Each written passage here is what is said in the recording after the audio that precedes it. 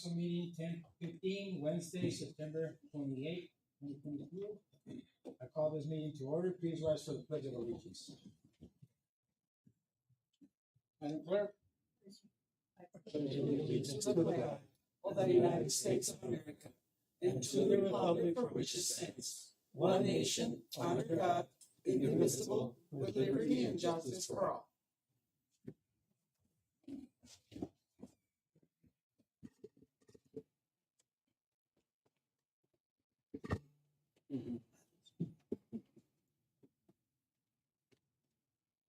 Okay, number 3, we'll start with number 1, the ARPA funds strategy.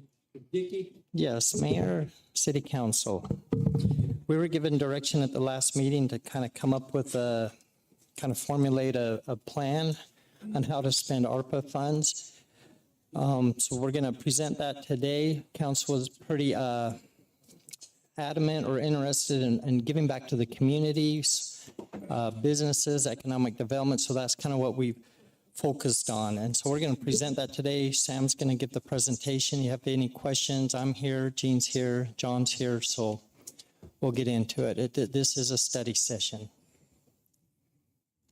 Good morning, Mayor and Council. Mr. Paz, Planning and Zoning. Most of you know me and know my service. So like Mr. Dickey was saying, over the past month or so, we've worked to look at the ARPA funds, really look at the general plan, the city's general plan that was adopted in 2020. And so you'll see some strategies that are really stemming from the general plan. I think one of the goals today is to have a high-level discussion of ARPA money. So we're looking at percentages, we're looking at categories, we're looking at projects. We don't want to get stuck in the details yet because we're not in the details yet. We're really at a high level. So that's kind of the aim of this conversation. So some of the talking points that we had among staff was how do we use the ARPA money to initiate change? How do we look at it as an investment tool?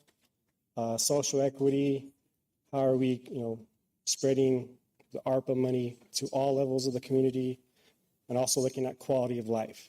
How are we improving residents' access to parks, to schools, recreational users? So these were the talking points that staff used to really look at the ARPA funding, all right? And so I'll let you kind of look over those more specific notes, but in general, these have been the 4 kind of major themes of the ARPA money.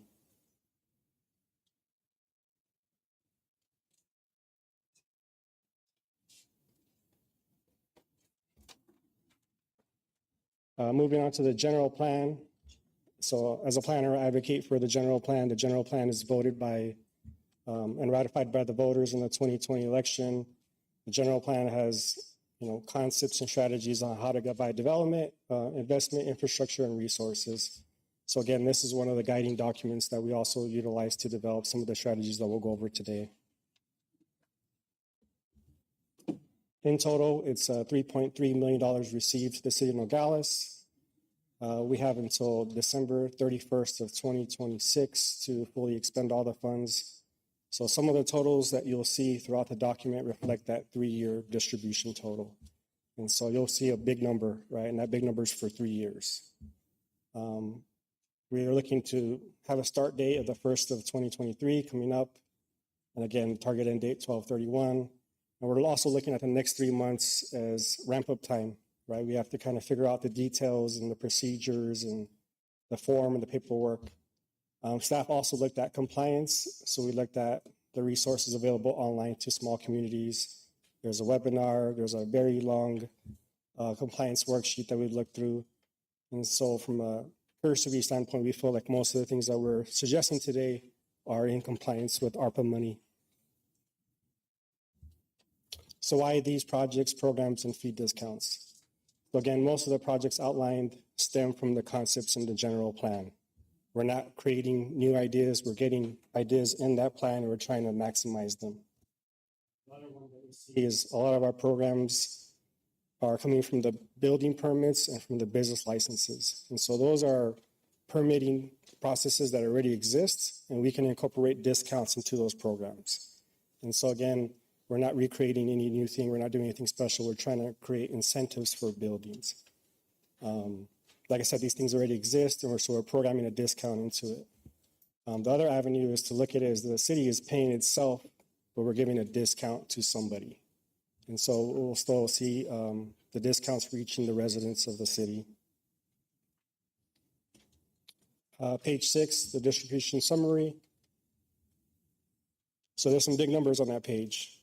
And so I think it's important to look at the percentage, right? That's what that conversation we want to have, a high level conversation. Is that percentage appropriate? Should it be adjusted?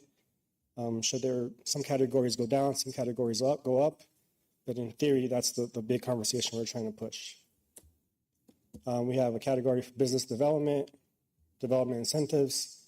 We also have professional development as a small fraction of the money, small business development, staffing. We're also talking about a lot of activities downtown, broadband, pedestrian connectivity. We have some funding for general city projects, recreation, and we also have a contingency in that summary. And on the next page, you'll see the pie chart, right? So it has all those numbers that we just talked about, but in a more visual-friendly graphic.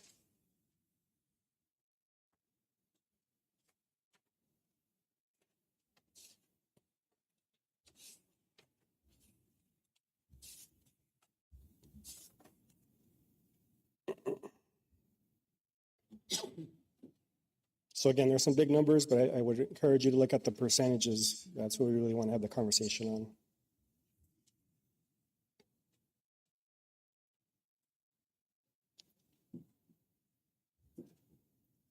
So I can wait or I can proceed. I know you guys want to look over stuff. Just give me a thumbs up when you want to proceed. Continue. So first section, business development, you're looking at $100K in building fee, commercial building fee discounts, $30K for discounts in signage, $30K for discounts with grease trap and grease trap related applications. We're also looking at helping out small businesses with safety Knox boxes. So we have $70K for that. $40K, we also wanted to help those small businesses and business license applications that get stuck on really small things. And so we have these small businesses that come in and they don't get a business license because they're missing a fire extinguisher or they're missing an outlet cover. So we wanted to have money to help them, figure out those issues pretty quick. And then we're also looking at reducing the occupational business license fee on a graduated scale.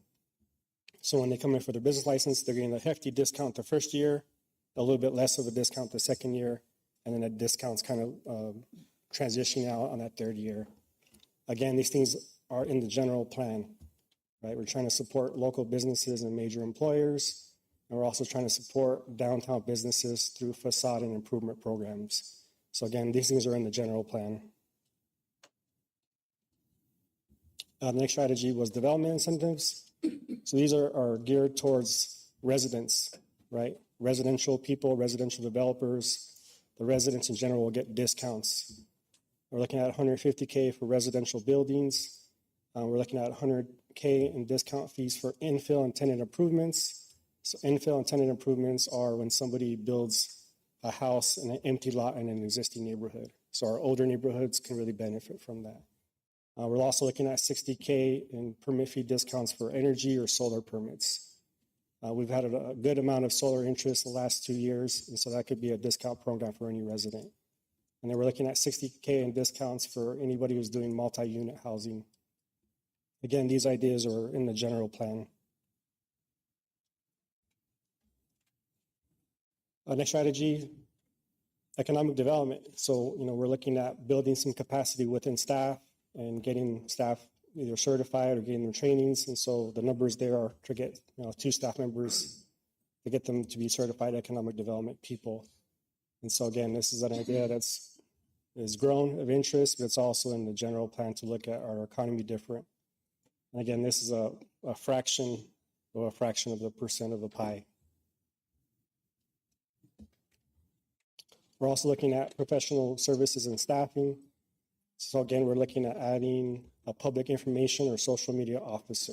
And so that's the one new position that we're looking at.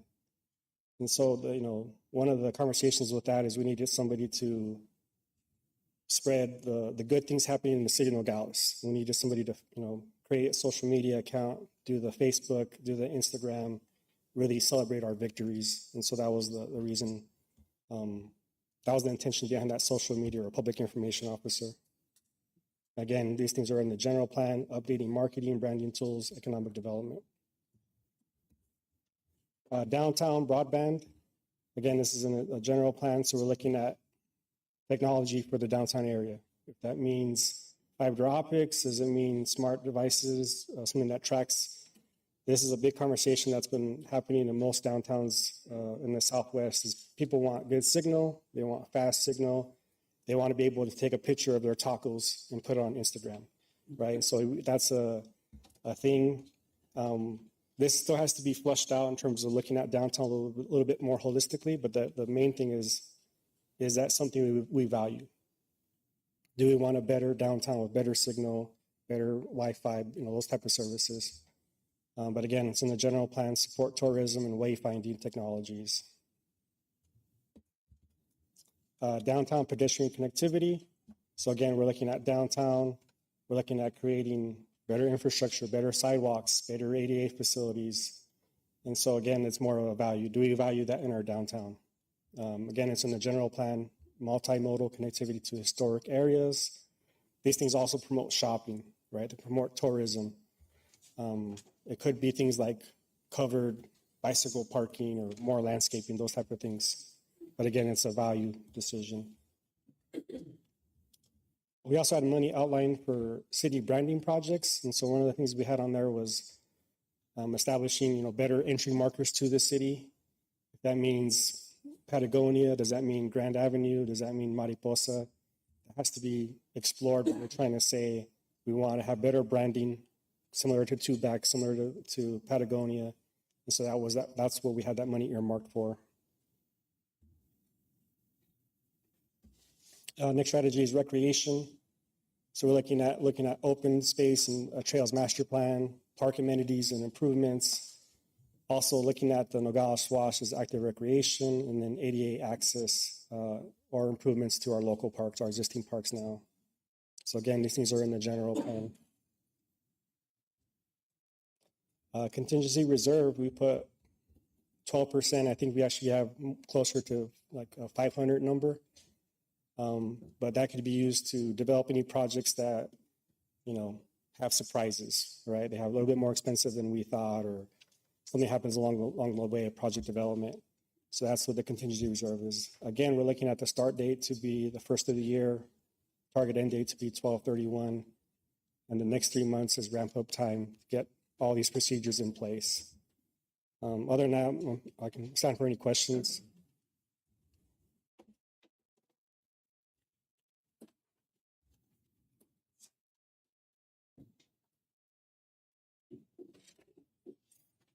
All right. Thank you, Mr. Paz. Did you put this together? I did a lot of the heavy lifting, I'll say, but I think it was a team effort as well. What other input you had?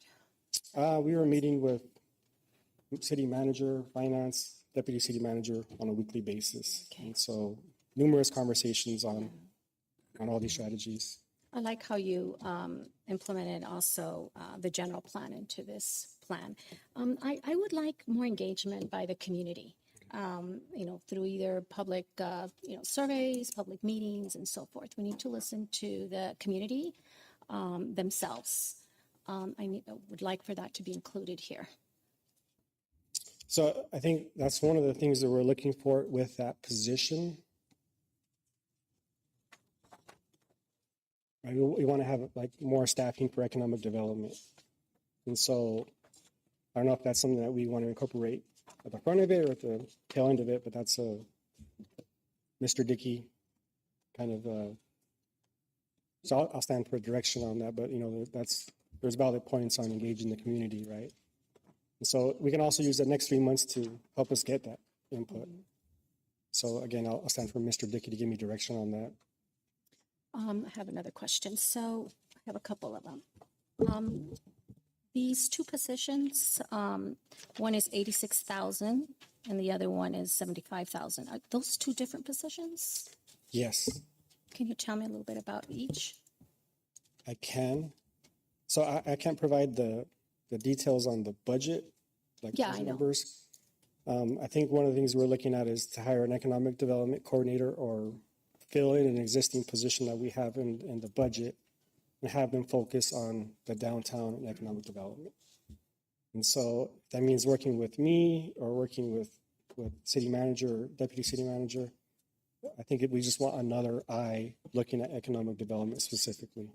Hey, Sam, I'll just really quick touch on that one. The 62,720, that's what's currently in the budget that's been approved, and that's that economic development director or manager or whatever we want to call it. That's just with the full benefits. That is in the general fund, so that's outside of the ARPA funds. However, if council wants to, the ARPA funds can pay for that position, but at this time, we're not including it as part of the ARPA funds. That 62,720 obviously could go down a little bit. It just depends on the person you get. I don't know if we bring it up, but I think it could absolutely go down. Just depending on the experience and that we get with that position. The other position is the one that would be really nice, and it'd be great to bring them on earlier because they were the ones that would do the public outreach and they would make sure the public sees what we're doing. I mean, I think that's one of the things that I think is very important, just that they see that the city's doing this, they're trying to do to that, and they're just pushing out this information, putting it on social media, having go into all the auxiliaries, maybe speaking about what they're doing with the ARPA funds and things like that. So it's just, that's what that position's for, and probably a few other things that I'm not thinking of right now. I have another question. Well, my priority is to make sure that we use these monies to help the people of Nogales. The small business owners have been impacted, as you well know, and the first round of the monies did not go to helping the small business owners or the families of Nogales. And so when I see two positions on here, for me, the first thing I'm thinking about is, okay, here we go, higher level positions with high salaries. So I know this is just generating ideas and putting a plan together, but I wanted to voice my opinion. Thank you. I have a question also, the same issue, Councilwoman Montiel. The Economic Development Coordinator, that's a fancy name. I imagine that this person is going to be in charge of getting grants and all that type of deal, so like that? Is that Grants, helping the businesses, working with the businesses to try to keep the businesses, moving forward, just everything Okay. in the community, not just downtown, but Mr. the whole Dickey? community. I mean, I know it's just an idea. We've had that here in the city of Nogales. And I think it cost the city $400,000, and we got 0 grants from this individual. Personally, I don't think it's a good idea to spend all this money when I think that most of the directors are pretty good at getting grants themselves. I don't think that, I think that we can, just redirect this money somewhere else instead of creating more positions when I know for a fact that nothing's going to come out of this. We're just going to pay out this money. And I can tell you right now, nothing's going to happen. We're just going to throw that money away. And right now, we can't throw money away. And you're talking about the one that's budgeted in the general fund? Yeah. Okay. And this one for the Public Information and Social Media Director, I don't know about that one too. I mean, I think it's quite a lot of money. But that's just me, Okay. Go ahead, Councilman. I might need to be educated here, but looking over the documents I have here, I see that we have a shortfall of over $3 million on our WIFA projects, and our WIFA projects also serve our community, and I'm not opposed to helping the small businesses and everybody else, but infrastructure is a big part of developing a city first. is there any way that these ARPA funds could be allocated to a project? I know we can't use it to cover the inflation costs, but can we use it to cover a major project that would help out the shortfall? Yes. ARPA funds are used for that also there, yes. And Michael's here too to speak to things if he needs to, but yes, as far as I know, ARPA funds can be used for infrastructure and that type of things. I have another question. Mr. Dickey, are we using any of this ARPA funds to pay the current PSPRS at all? No, none. I know we can't pay the past. No. I know that we can pay current. So what staff did is we took the direction from the last study session we had, and it seemed like we were focusing on economic development, small businesses, and helping the residents here. So that's kind of the plan that we came up with. And this is what we're presenting to council.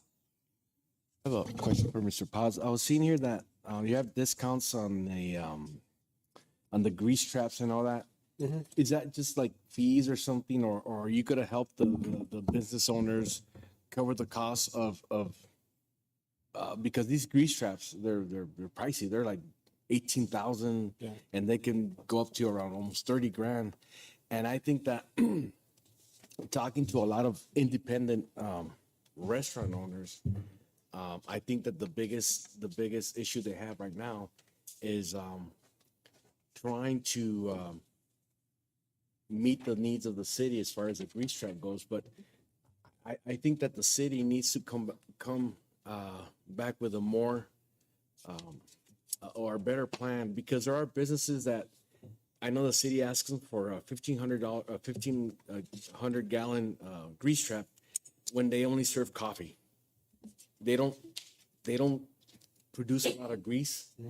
And therefore, I think that we need to come up with a better strategy as far as different businesses, because I grew up in the restaurant business, in the hospitality business, and granted, some of these buildings have grease traps. They're not 1,500 gallons, but I think that we can implement some type of maintenance plan with these businesses as far as servicing more often those grease traps, instead of making them.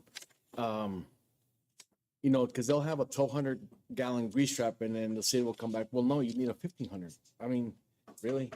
And this business does coffee, or I'm just using an example. They do sandwiches. And all it takes is maybe just, instead of servicing that grease trap maybe twice a year or 4 times a year, they can service it maybe twice a month. Or, we need to work with these restaurants more closely, instead of just laying down the line and saying, no, you need to just, I don't care, just no, 1,500 gallon grease trap. But we need to take a step back and look at the hours of operation, because there are businesses that will open at 7 a.m. and they're done by 3. They're closed. And there are other businesses that open till 12 and they'll run till the dinner rush. But I think that we need to, as far as the grease trap permits and all that, take a step back and just sort of try to work with them a lot better, because the biggest complaint I've been having, and it's like, it got my attention, grease trap permit fee discounts. What does it cost right now for a grease trap permit?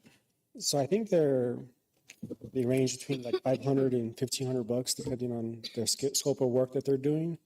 And so that's an existing process that we have in place. So if somebody comes in and they want to do a grease trap, we can say, hey, we got money to give you a discount. If that's the whole thing, if that's half the thing, those things need to be figured out in the next 3 months. On the grease trap management and the criteria, I'm not a grease trap expert. We do have the grease trap staff here who can, and I think it all comes back to an ordinance that was adopted by mayor and council about what things we can put into our infrastructure. And so I don't know the details on that. And so that's, unfortunately, I'm not the grease trap expert, but I am familiar with that process, right? A restaurant comes in, mom and pop comes in and says, hey, I want to serve tacos. And we usually tell them, set up a pre-app with staff so we can go over these requirements before you buy a building. First thing we tell them is the grease trap requirements have changed since that building was built until you're rehabbing it now. So we're giving them all that information at the front end of it. We do have, issues where somebody comes in and says, hey, I have a 500-gallon grease trap and I need 1,500-gallon.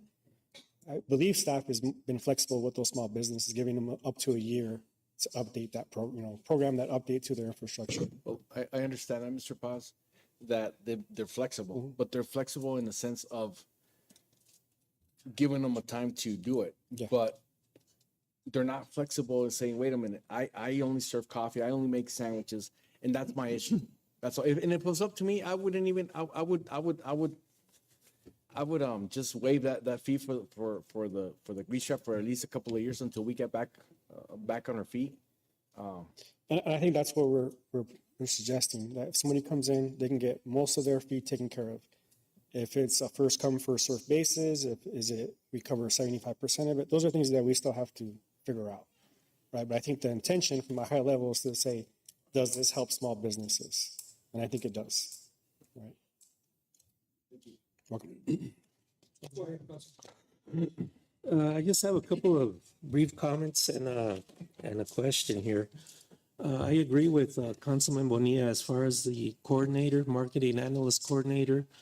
Right now is not the right time, being that we're probably going into a recession if we're not already. And as social media person also, we all do that with our little phones here. Social media, we all do it. So I don't see a need to putting a person in doing social media, because we all do it. On the strategies, you have recreation. And I know our recreation director, Renee, has been instrumental in developing open spaces and park anemones and bringing everything up to code, walking trails and all that.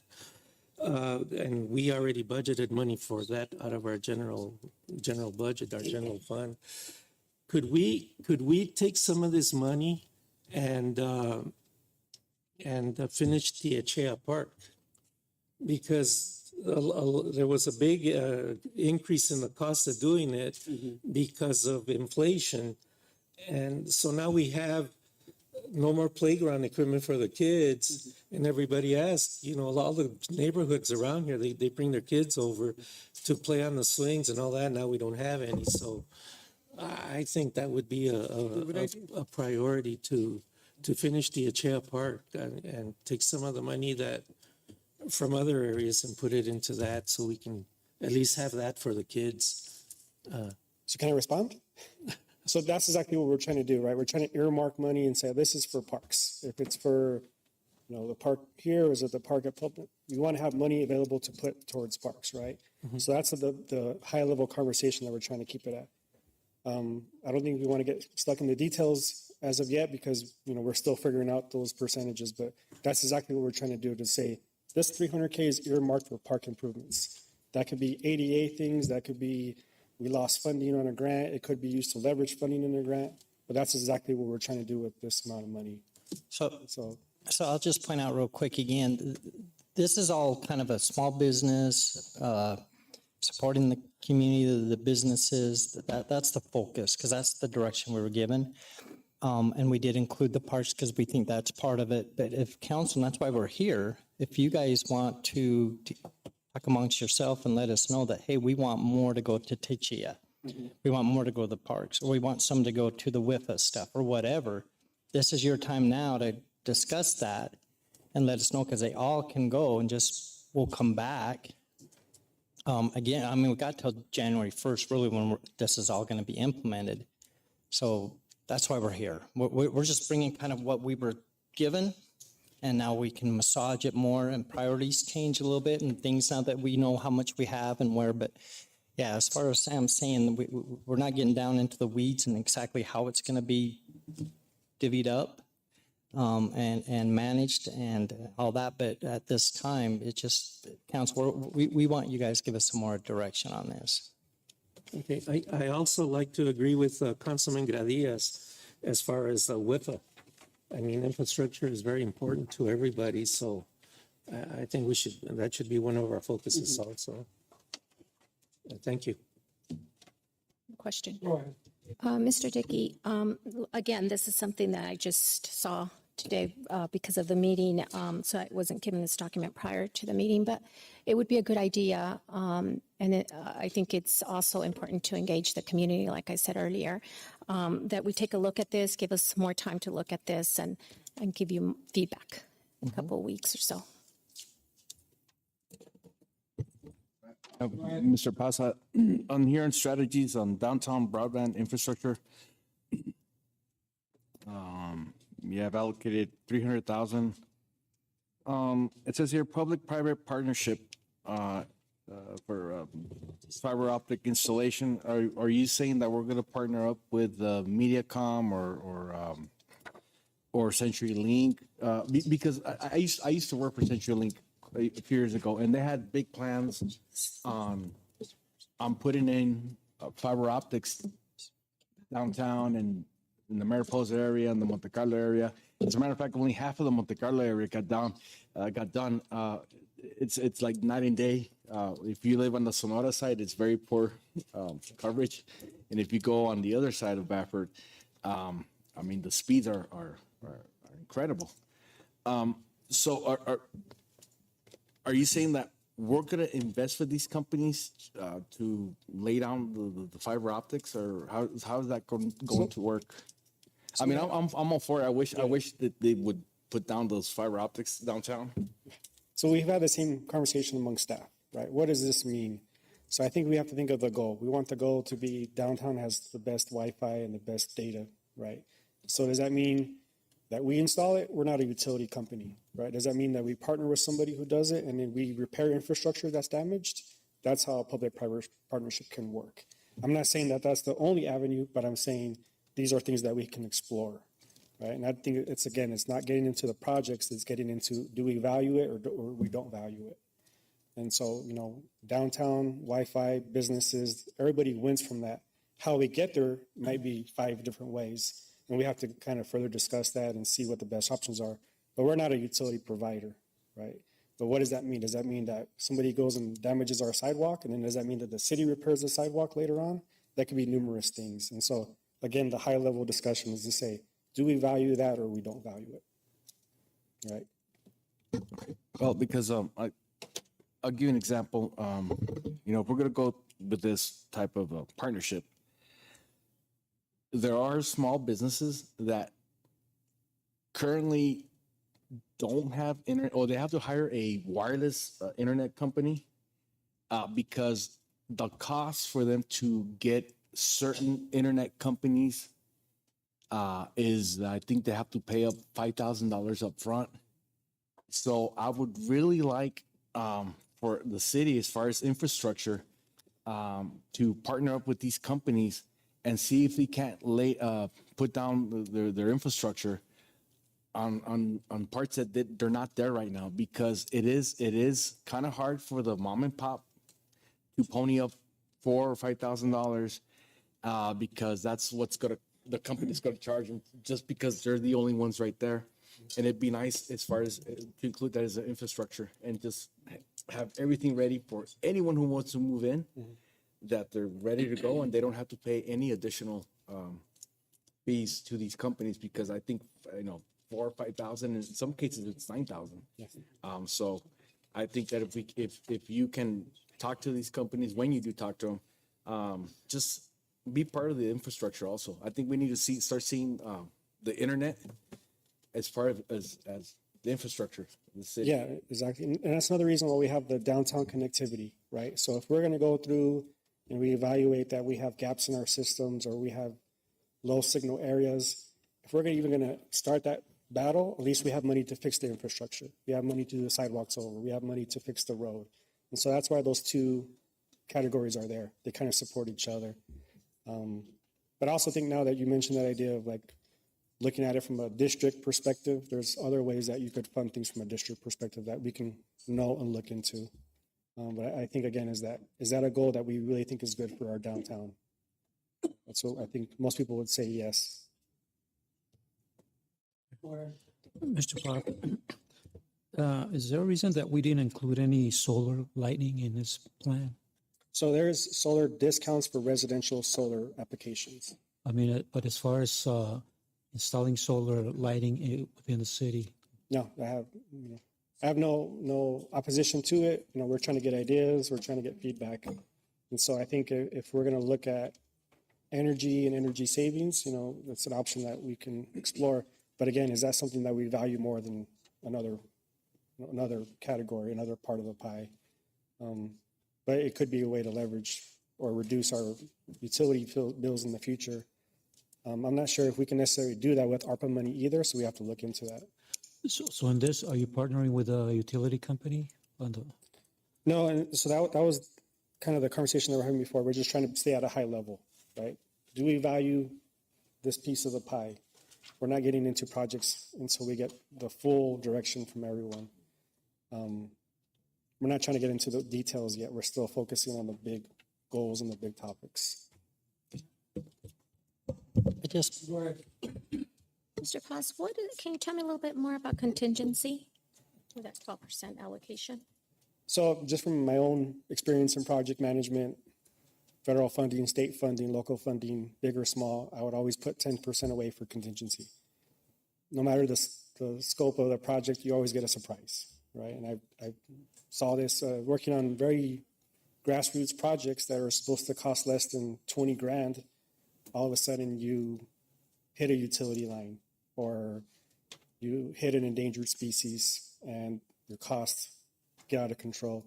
So that's why we had the contingency fund, is just to cover any of those things that surprise us, or something, pops up that we're, doing a park improvement and we find some relic. Well, now that adds a bunch of costs. And so the contingency is to kind of fill in those gaps to make sure that we're not going over budget. And another question I have is, did you collaborate with Santa Cruz County so that we don't overlap projects? I know they have a great plan. They've been working really hard.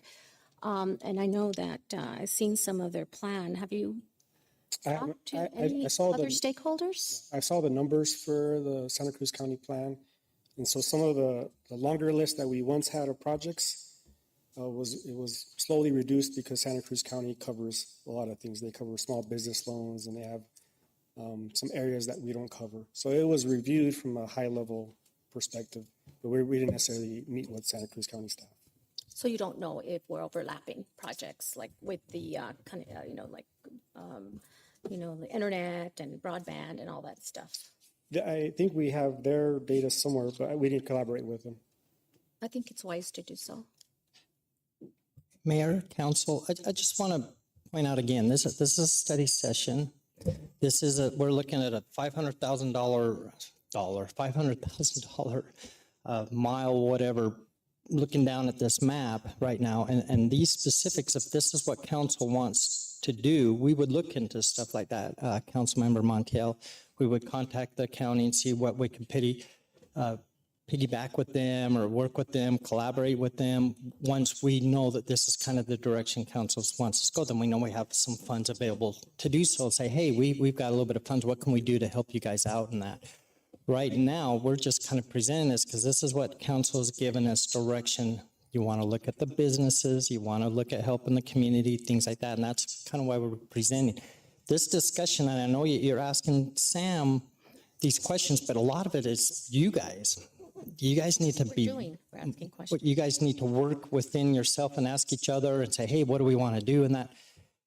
And we're just here to once you guys figure out kind of what you want to do, give us the direction. And that's why a lot of cities with this ARPA funds, they just say, hey, WIFA or a big infrastructure project. So then the whole amount goes somewhere. So this is a little more intricate because we're trying to break it out and do kind of what we were given direction to do to help with the businesses and that. So that's why it's a little different than just saying, okay, we're going to put $2 million towards WIFA, we're going to put $1 million towards helping with business licenses or something. So we're trying to be a little bit more, but like Sam said, we're up at this level. We haven't gotten down in the weeds, and there may be things that when we get down in the weeds, we have to come back to council and say, hey, this money, it isn't really going to work here. What else can we do with it? And that's up to you guys to decide.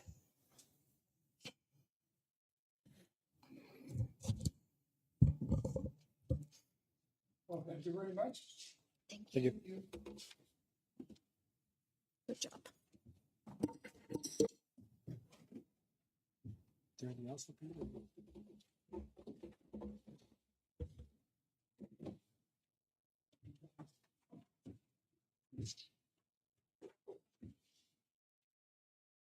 Okay, number two, WIFA projects funding.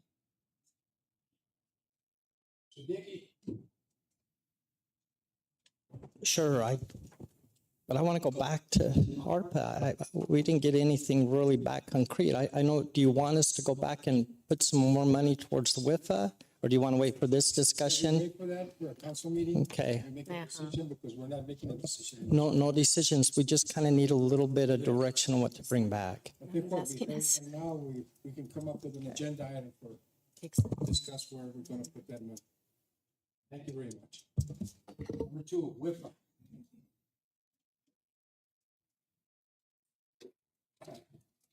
Good morning. Morning.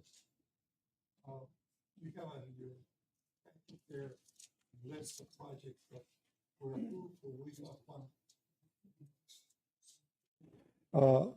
A list of projects that were approved by you, by, what project we were gonna be doing with the WIFA funding that the city got. And, we have been going through this process, and, we have, in the list, you can see that there are some, numbers in red. Those numbers are in red are numbers that we don't have an update on the costs because they are still under design. The rest of the numbers that are there are the opinion of the engineers who are doing the design, the probable cost for those projects up to the last month or so. So that's the cost estimation updated to the last month. You can see the numbers are really big, and we have been going through the design process, to the approval process with ADQ and all those things. And you can see if we go through the water first, you can see that the amount that money that the city got to work all the water projects was $10,569,564. That's the amount of money that we got allocated for water in the WIFA funding. And you see the number in the bottom that's highlighted as bolded. I mean, the estimated cost up to today, estimated cost is $17,063,000. So we have a shortfall on the water, only $6.5 million. So the listing that you have here, the listing that you have here, I have meetings with my staff and keeping records on everything that we put this on a priority that we believe is what we need mostly the projects. However, that's why we are here. Also, your priorities may not be exactly our priorities. So that's why the list here is in a priority way. And of course, there are some high-ticket projects that could be, say, well, if we delay a couple of these projects, we could do probably the rest. So, but that's a decision that I cannot make. I just make my recommendation here, but it's up to you to tell me, okay, you have 4 projects that are over almost $2 million each. Mm-hmm. So you cut one of those, probably you could do most of the ones in the bottom. They're small ticket items. So that's what I wanted to present that to you and to be able to tell me, okay, how do we go about this thing here? I believe we have several options that you may consider. The first that I say, well, just do whatever you can with the money that you have. That's one option. And then you are going to have to tell me which ones we want to cut, because it's going to be up to you. And then the second option could be, well, can we get money from somewhere else that could be matched, like you're discussing in the previous item, with the ARPA money here and see how that works. Or the federal money that's going around right now that maybe we can say we'll have shovel-ready project here. We need this money and go for that money. Of course, those monies, federal monies, are not here that say, okay, here's the money. We have to go through a process and probably delay a little bit on the construction of these projects. The third option that could be is go back to WIFA and see how much more money we can afford to get another loan. And I know that's really what the city can afford to pay back is. Mr. Barcenas, just one question before you go any further. You have Royal Road, Live Oak, and Silver Lode. Okay. Has that gone up in price? Excuse me? Has that gone up in price? The Yeah. Royal Road, Yeah. Live Oak, Yeah. it has? How much? We budget initially for Royal Road about $900,000. And you're at 1,750,000. Yes. Okay. The last conversation you had with us here in the council, when we had all those people here from Royal Road, you said you would probably be breaking ground in October. Just, I don't want to take it too far. Are we breaking ground in October? If you tell me that we can go ahead and start with that project, we are ready with it. No, wait a minute. We told you we were going to do it back then. Okay. And you said yes. Yes. Why are we changing it now? No, I'm not changing that. Okay, I'm then. just saying this project is number one in my list. It's number one in your list. And the money that we have, we can afford to start that right now. I have the design ready and the permits ready to go.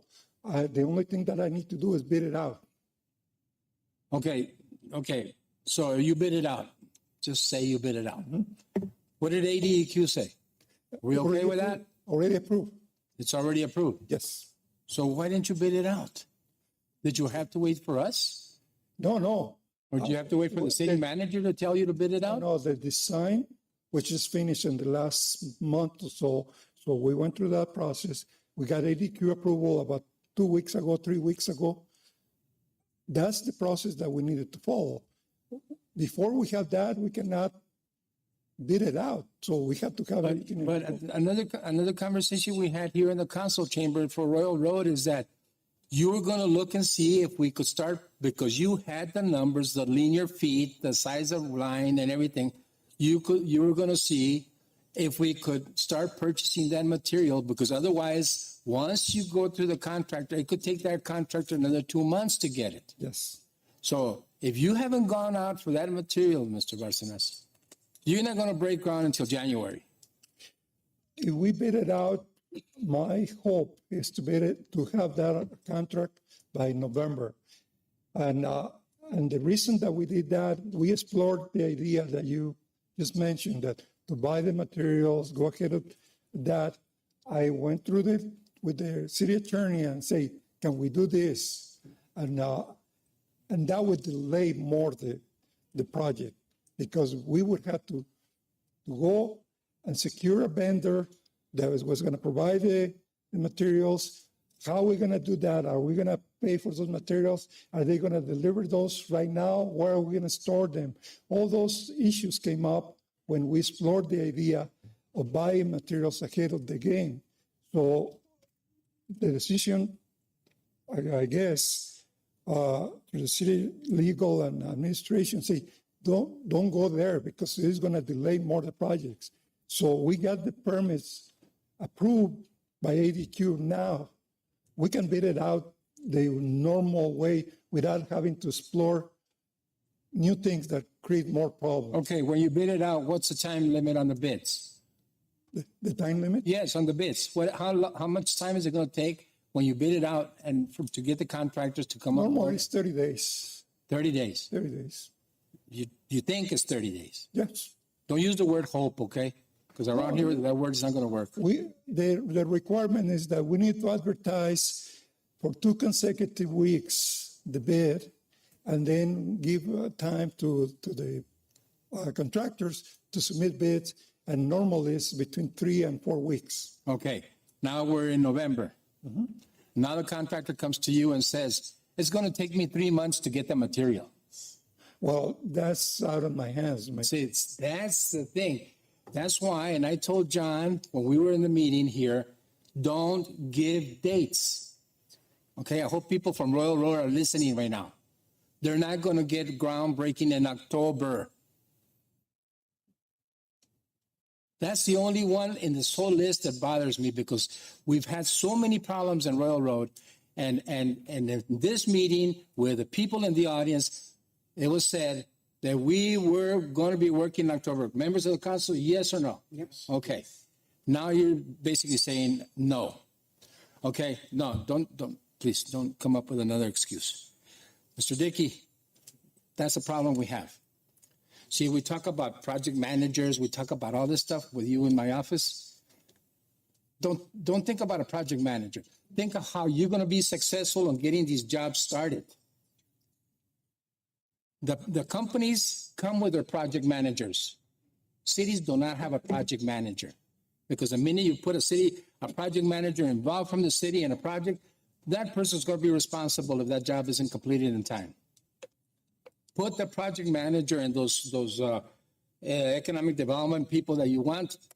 You better think very seriously about spending that money. We need to get these jobs done, Mr. Barcenas. See, now don't even come up with a date no more. Just forget it. Don't come up with a date. I just need to make sure that the people, I hope they're listening. Yes. People at Royal Road will not get their work started in October. They're not getting it done in November. And it won't get started in December, because there's going to be weather issues. There's going to be all kinds of stuff. Stuff is falling. You're not thinking about, what's happening here. A contractor, and it's not going to be a month. Once you put the bids out, you don't know how busy they are. A contractor can tell you can get the lowest bid, and then they can say, oh yeah, give me the bid, but I can't get started till March because I'm busy. It's true or not? Can they come up and say that? It is true, Mayor. Okay. It is true. However, those are things that are not under the city control, under my control, because it's the market. And you know Control, that. Mr. Barcenas, the control is what you say on the podium and what John says and what Mr. Dickey says. Don't say those things on the podium. It was said here. You want me to bring out the minutes from that meeting? Where we said and you said here that in October, and I questioned you and I said, and the people there said, oh, great, we're going to get started in October. It's not going to get started in October.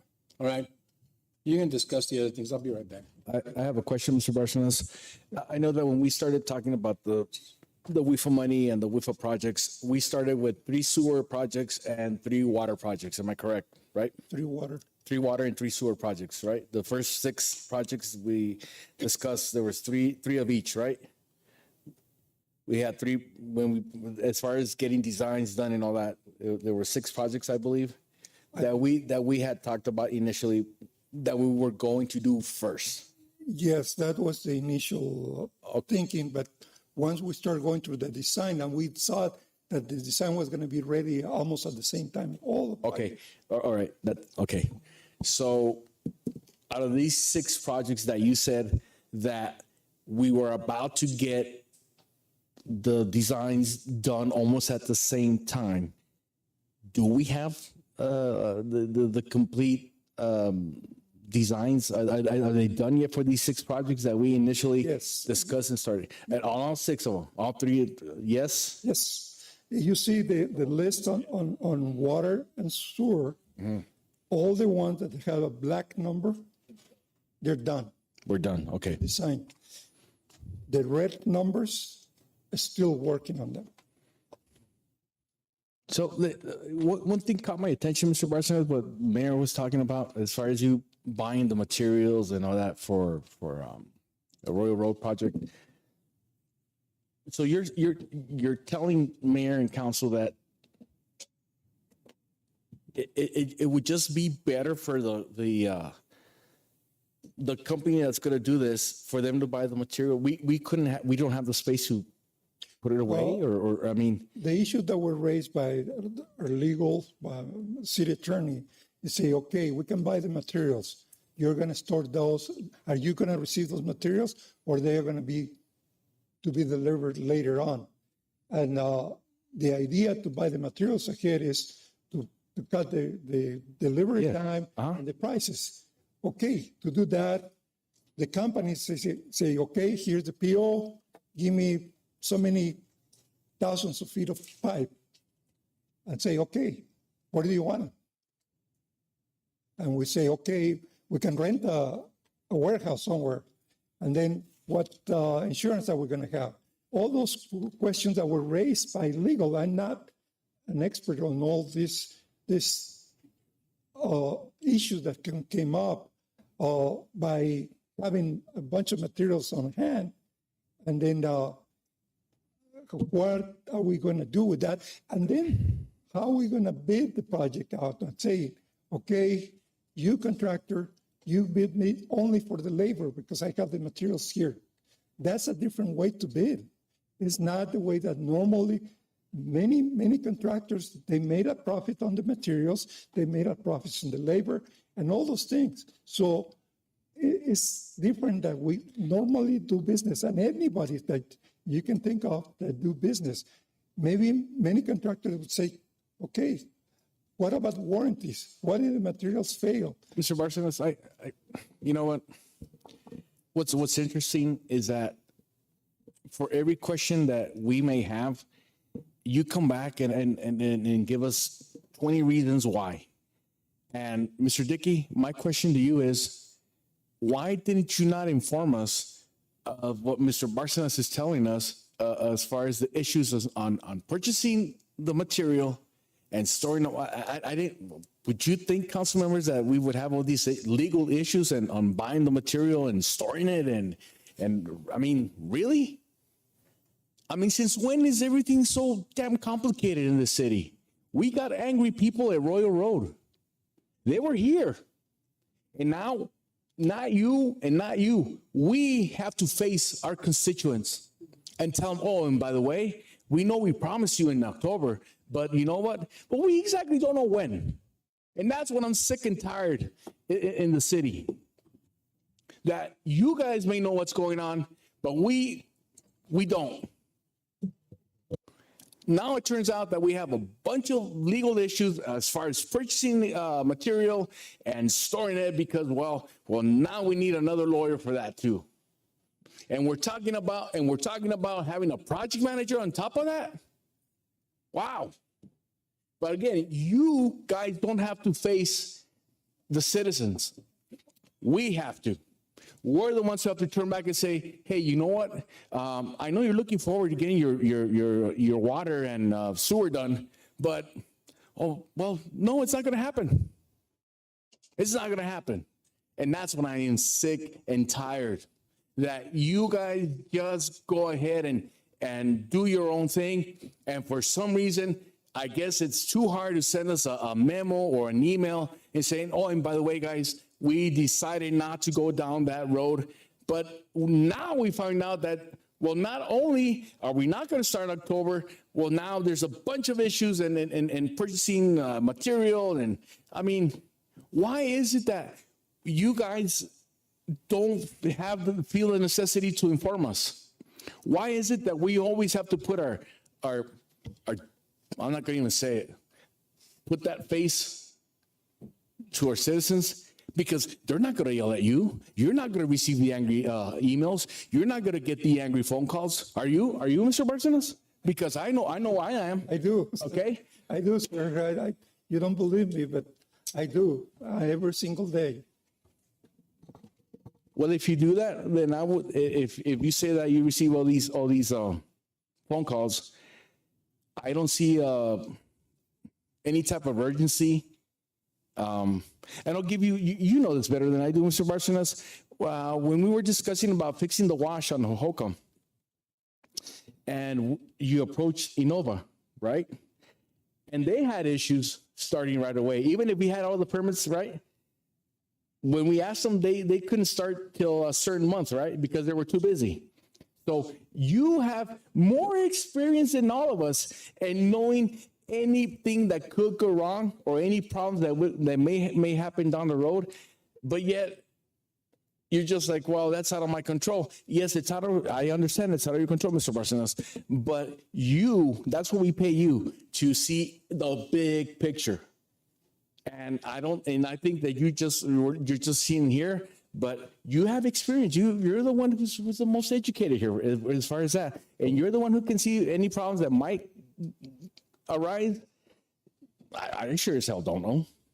But I am really sick and tired of this, of going back and forth and just having this grenade just handed over to us like a hot potato. And by the way, well, I'm not going to start. And well, you face your constituents. No, I don't think Mayor, if I think that we have to have another meeting with the people from Royal Road, I think that they should explain it away, because I am sick and tired and getting more sick and tired of just more surprises every time. We agreed on something, and now everything has changed. I understand there's some inflation, but again, it's not you, Mr. Dickey or Mr. Barcenas, that have to face the constituents. It is us, and that's why they call us liars. That's why they're sick and tired of not believing us. I don't know what to say. Mr. Dickey, I didn't get the whole conversation because I was out of the council, but did somebody say somebody was responsible for not having material? Who was responsible for not having the material? What? The material. Material, who is responsible for not having the material? If we buy the materials, Yes. it becomes city property. We are responsible for the materials. We need to store them in a place, and a lot of issues came up. I say, okay, we need to rent a warehouse because the kind of material that we're buying is not going to fit just any place. It's a large amount of materials. And then say, well, we can rent a warehouse and put the materials there. Okay, what liability do we have there? Are we going to have to buy insurance for that? And the second part that was a problem, and it was not something that I knew about it, is that that when you bid the projects out, you provide the materials, you get the liability for any failures in the materials from the contractor. So that's what the advice that I got from why we didn't pursue on that issue. Who gave you that advice? The city attorney. The city attorney gave you that advice? Yes, sir. Oh. Well, And we checked that with the administration. well, first of all, did you ever send us a memo saying that we couldn't do that? No, I didn't. You didn't? No, you didn't advise us at all. So we were going to have a study session to find that out. Is that what you're expecting? I think it was before you came on board that when we discussed the buying the materials, I don't think you were. No, but the warehouse, the storing, the legal, was he here or not? I don't think so, but I may. Did you send us a memo then? Not you. Did John? You sent us a memo letting us know that was happening? No? See, that's where you break that communication. See, you're having a study session on this. Okay? I think the study session is worthless. Worthless. Because we can't even figure out Royal Road, let alone all of these projects. Honestly, how many of these projects have been engineered? All the ones in black in that list, Have been engineered? yes. And you paid all that engineering? We're in the process of paying because they haven't turned the final. Has the engineering, the whole process had been completed? Are they being engineered or are they completed? They are complete. The design is 100% complete, submitted to ADQ, and got approval to most of these projects in black. So you're telling me that you've already been approved by ADQ on all these projects? Not all, but most of the black ones, they are in ADQ for review, or we have received And how many of these projects have already been submitted to a contractor out to bid? None. None. When did you expect to do that? That's- Seeing the numbers that we have here, I thought it was a good idea for you to make the decision. If we don't have enough money to do all the project, you tell me, okay, Royal Road, we know from day one that that's number one for you and for us. I don't have a problem bidding that out, but if you want to cut or reduce or delay or do something with these projects, I need to know that. Because if I bid it out, then I put in the city in a liability that we bid it out and we all of a sudden say, forget about it. We're not going to do it. We have money for Royal Road? Yes. Okay then. Can you tell me what's the problem? No, let's get it done. Railroad. I mean, We had to come to a study session to get it done. Well, Vicky, but I think- you have the authority to do that. You don't have this, you don't need the city council to tell you, get that project done. You have the authority to go get it bidded out. I know, You could Mayor. have gotten it bidded out 2 months ago because you had the ADQ's permission to do it. Yes. What Maybe I by want- then, maybe you would have gotten some type of a bid saying, you know what, this is the one we're going to take on a month and a half ago. Then you would have selected that contractor, and then maybe we would have been close to November to doing the project. Now you're not going to get it done this year. You're not. I can tell you that right now with the experience I have, you're not going to get it done. All right, so. but that one, or Alejandro, that one is going forward, right? We're not here to ask council about Royal Road because we know the direction on that. So you've been moving on that one as much as you can. Yeah, yes, and I thought that, sorry. I thought it was a good idea to present the whole picture to the mayor and council and say, this is the situation right now. We have $10 million that we could use, and we have $17 million in costs, estimated costs. Tell me, if we move with this list, this priority list that I have here, and I just go to the number that we have, but I thought that you needed to make the decision, not me. Can I tell you what I would have done if I would have been in your shoes? I would have gone straight at that job, complete it. I don't care if look, when you bid it out, and mark my words, $1,750,000. Mark my words. That project, when you bid it out, is going to be $1,900,000. Take a dollar here or there. And you know that that's going to happen, huh? Yes. Okay. The longer you wait, Mr. Barcenas, the more you're going to pay. Those numbers in red and all the ones, forget the 17 million, forget that. Get that project done. Start that project. And then later on, bring another list and say, you know what? We got this one going, and bring a memo from your office saying, Mayor, we bidded it out and the contractors came out and it's going to be $2 million. This is what we have left. Okay? There's going to be $2 million on that project. Then you're going to have an actual number of how much we have left. Right now, you're hoping, you're guessing that's the number it's going to be there. Mr. Barcenas, come on, man. We've been sitting on this for too long. And for buying the materials, okay. Have the contractor buy it. But when you bid it out and you get, this is another memo. Listen to what I'm saying. When you get the contract that says it's going to get the job done, ask them, when are you going to start? And the words of the contract's going to say, well, as soon as we get the material. And then it's going to be another 2 months. Okay? Another 2 months. And then he might say, well, winter's around the corner. It's going to be kind of hard. Then it's going to be March. Then it's going to be April. So this is what I suggest, John, Mr. Barcenas, and you do. All right? Because we're not going to have another meeting, not as long as I'm mayor here with the people of Railroad. Because I would hate to put my face in front of them because they're going to say, you told us. You're going to write a letter from your office and tell them what happened and why their project hasn't been started. That's what you're going to do. And you're going to deliver it to every single residence in Royal Road. And that's going to happen starting tomorrow or the day after or next week. That's what we're going to do first. You know, you can forget the rest of the list. Get that job started. Get it started. And then we'll figure out if I can honestly say it's $300,000, $250,000 more is going to be by the end of this whole thing. All right. And then you'll have the real number.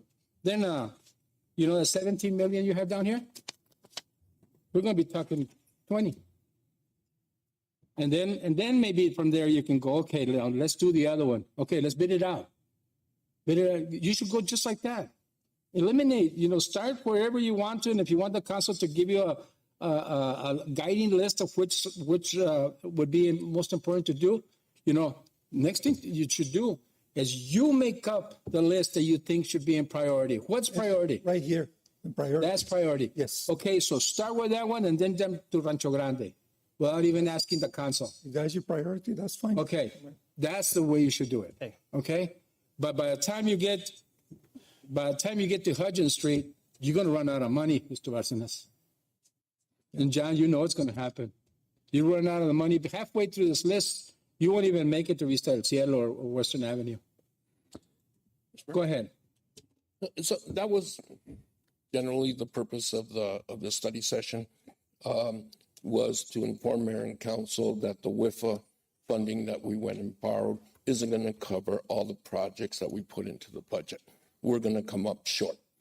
And as we bid out these projects, these are the best construction dollars we have from our engineers, right? As we bid out these projects, as the bid come forward, the bids will be presented, the winner of the bids will be brought to mayor and council to approve a contract.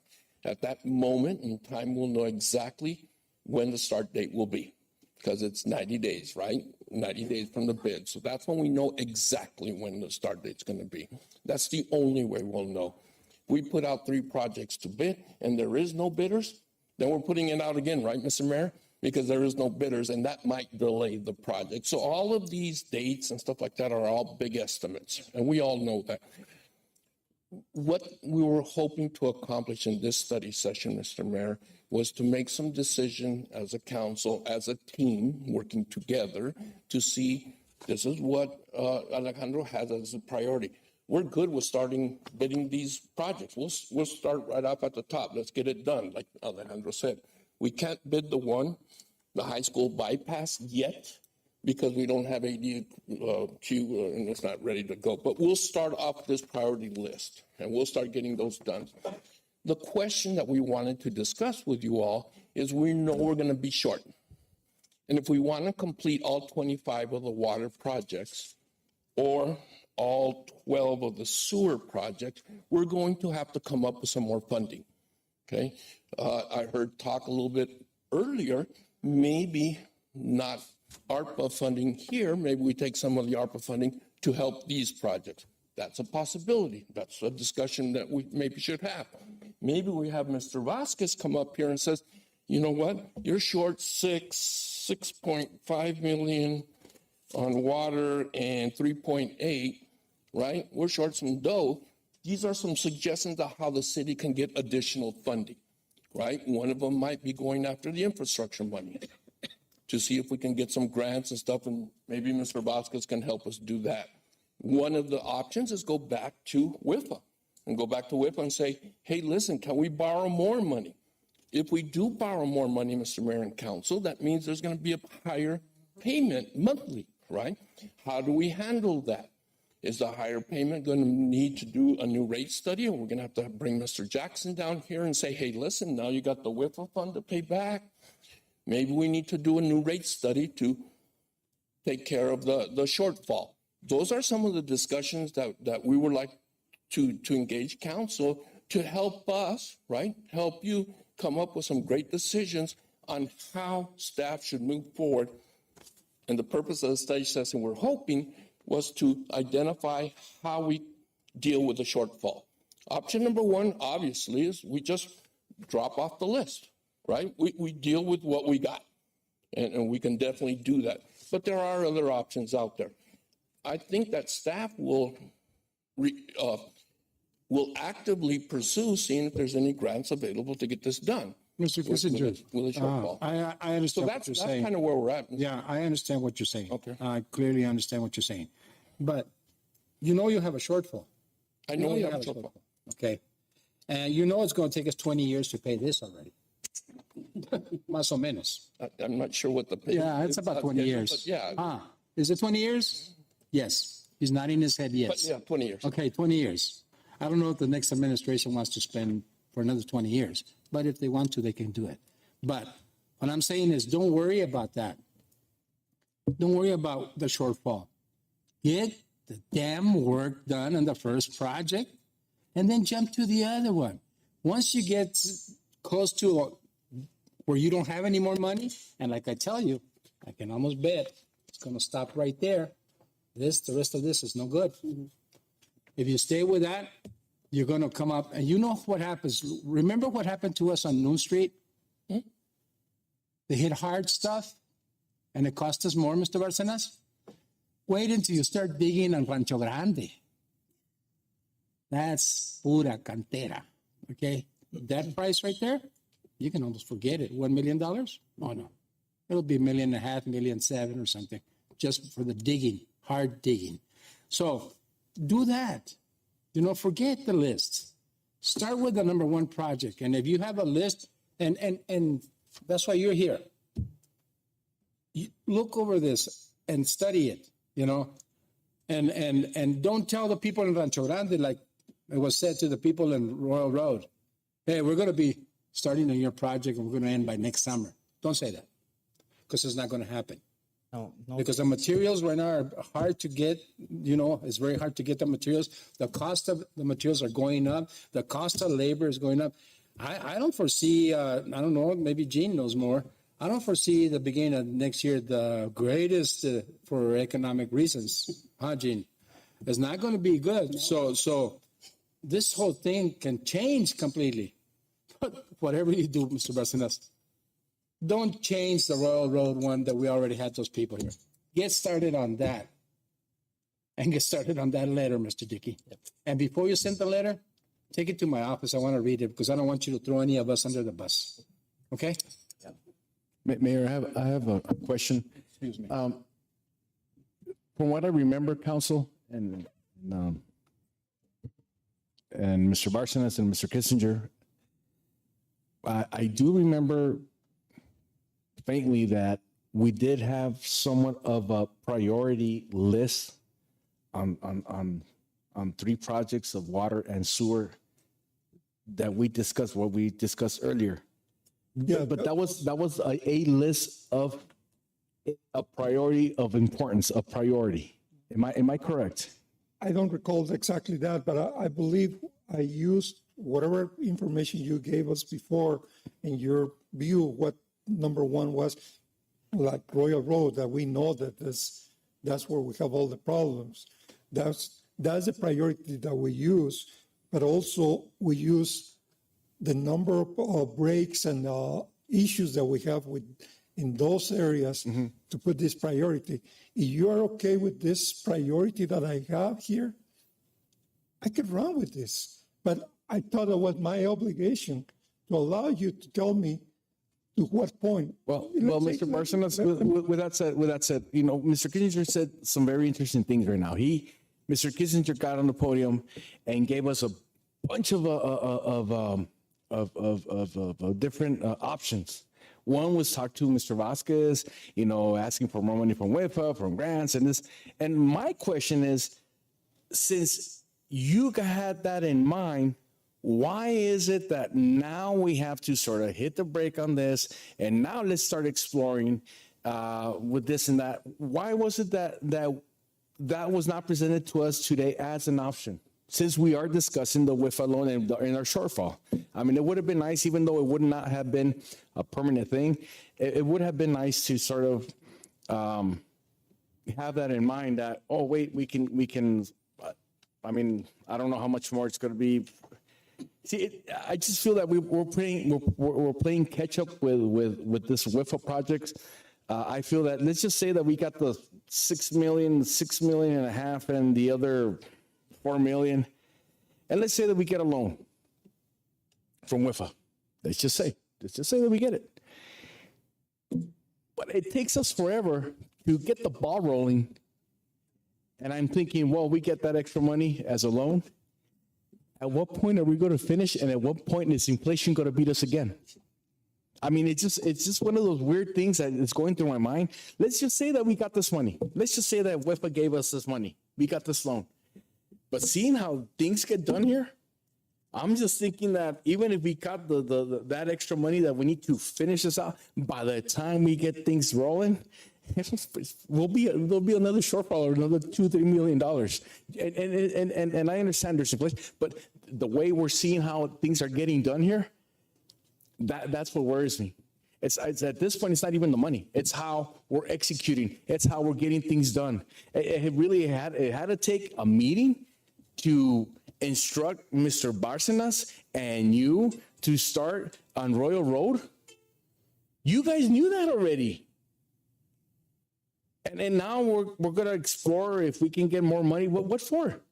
If it's going to take forever to get anything going, really, it's very concerning how we're doing things in the city. Why is it that we need to ask permission? Like, let's move our right foot. Hey, may I move my left foot, please, to move forward? That is what is concerning me. I think I would have thought it would have been something simple. At least start on the Royal Road. We had angry people here. I would say get that done too. My understanding is that we are moving forward with Royal Road, correct? Well, it is because we gave you direction today, but I would have thought, Mr. Dickey, we had people here. That's what I'm saying. My understanding is we are moving forward with Royal Road, not just starting today. I think that's the number one priority. They've looked at it. I think we're moving forward. I think our question was coming down off of that because we know we have enough for the first few, like the mayor said. Well, obviously, Mr. Dickey, everyone knows here that there's enough money for that. I know that. Everyone knows that here, that we have enough money for that project. Yeah. But my point is, why did you guys have to wait for us to tell you when it's just common sense? That's my biggest issue is why do we have to wait to discuss this on WIFA and just sort of delay everything? Delaying it for a month or two, that translates into 4 or 5 months, even half a year. And I go back to what when I told you right now the mayor wasn't here. You guys don't have to face the citizens, our constituents. You don't have to. The breakdown of communication, it's the first time I heard about it, Mayor, that there was a bunch of legal issues as far as storing the material, but they knew that, Mayor. They knew that, and they didn't send us a memo. Yep. And that's why is it that we always have to find out at the last moment, when you guys knew that, it would have taken it. I did not know that. I know you didn't know that. Mr. Bárcenas pointed that out, and I apologize. But my point is that there is always a breakdown of communication. Everyone knows what's going on except mayor and council. But when the bomb explodes, well, you guys go face the citizens. You see, that's my point. So, Mr. Mayor, council, we'll make sure a memo comes out from you guys. We'll get that letter written. I'm sorry there wasn't a memo. I know we do the updates to council and Mr. Bárcenas. I don't know if part of your update it had mentioned any of this in the last few updates that you got each month. But I think, and then my one question too, and for Alejandro is just, are we with the Royal Road, could it have been moved along faster before this meeting, or is it been going and it doesn't matter this meeting or not as far as? We got the ADQ approval 2 weeks ago, Mr. Dickey, and we can move forward immediately and put this out to bid and get the 3 bids for Royal Road, get a most responsible bidder, bring it to mayor and council for approval. So we're moving on Royal Road as fast as. Okay. Mr. Kissinger, could I see that approval of ADQ to my office? Yeah. Yeah. Send it to my office. I want to see it. So we- You know what, Mr. Dickey? I We'll get don't it know if out. anybody else, do anybody else have anything to say? Because honestly, I think this discussion about this list, I think it's over with. Something's not complete. We haven't even got started on the first one. And we've been talking about that for 6-7 months already. It's kind of disturbing. I don't want to hear the other list. Matter of fact, I don't even want to mention their names. You know why? Because if somebody's watching on YouTube, they're going to say, oh, my road's next. Oh, my road is next. You know, and then they're going to go, I wonder when it's next. That's better if we keep this list like this. And Mr. Barcenas, you go on priority the way you should as a director and inform your deputy city manager and inform the city manager of everything that's happening. So maybe we can get a memo or something so that we all know what's going on in the process and step by step when you're going to plan to put it out to bid. But I would like to see that ADEQ permit and that's been accepted. Yes, go ahead. I just have a quick comment. And when we met with the people from the town hall, with the people from Royal Road, if I recall, the engineers were sitting right over there. So my question is, when these projects go out to bid, it includes the material, it includes everything, turnkey operation.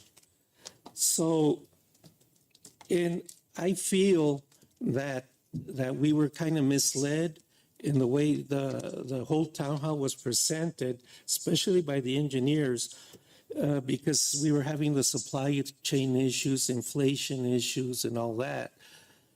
So why did they say we're going to buy material and stockpile it when they know they can't?